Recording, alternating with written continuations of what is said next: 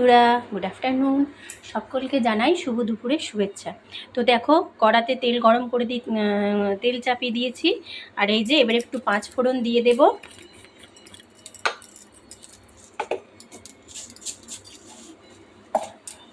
পাঁচ ফোড়ন দিয়ে দিলাম।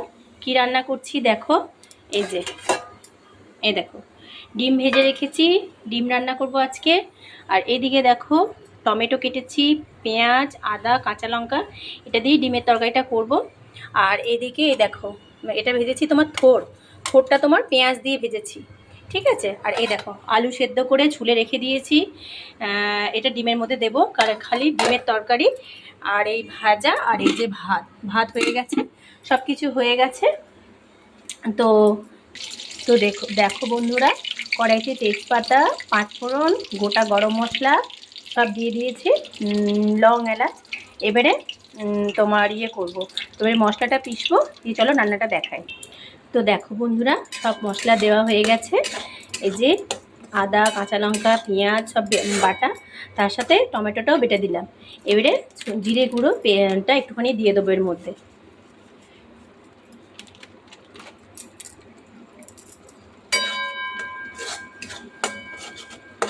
দিয়ে ভালো করে মশলাটা কষাবো।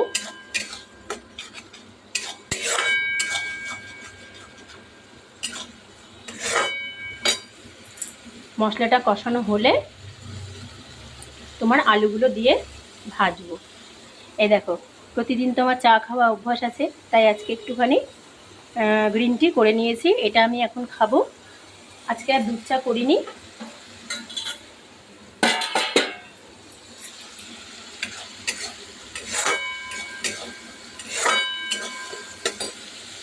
তাহলে এটা ততক্ষণ কষানো হোক। চলো ছাদের থেকে ঘুরে আসি। তো দেখো বন্ধুরা, মেশিনে এখনও কাপড় কাচা হয়নি, এখনও একটু বাকি আছে। তাহলে কাচা হোক, কাচা হলে তারপরে ছাদে কাপড় মিলতে যাব।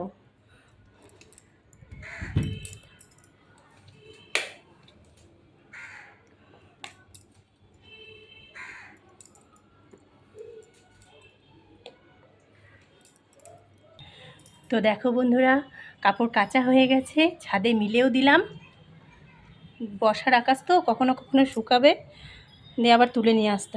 তো এদিকে দেখো ছাদ থেকে ফিরে এসে দেখলাম আমার মশলা ভাজা হয়ে গেছে। এবারে এর মধ্যে আলুটা দিয়ে দেব।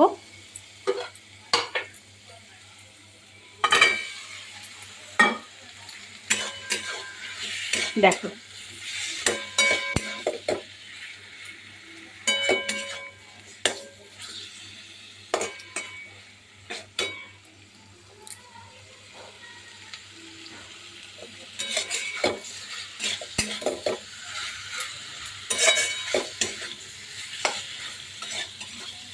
আলু দিয়ে ভাজা হয়ে গেলে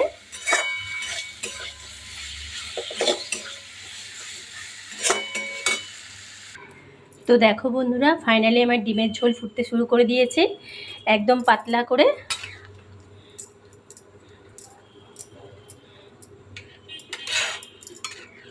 কাঁচা লঙ্কার ঝোল, শুকনো লঙ্কা একদমই দিই না, কারণ কি কাঁচা লঙ্কা স্বাস্থ্যের পক্ষে উপকারী, এই জন্য এটা দিয়েই করি।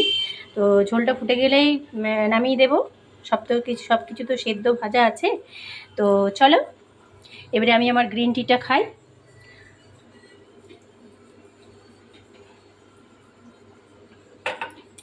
তাহলে চলো বন্ধুরা, টাটা।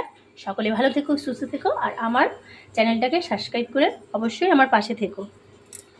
টাটা।